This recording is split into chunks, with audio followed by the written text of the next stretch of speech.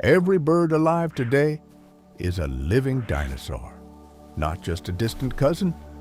Birds are the surviving branch of feathered theropod dinosaurs, the same larger group that included raptors and Tyrannosaurus rex.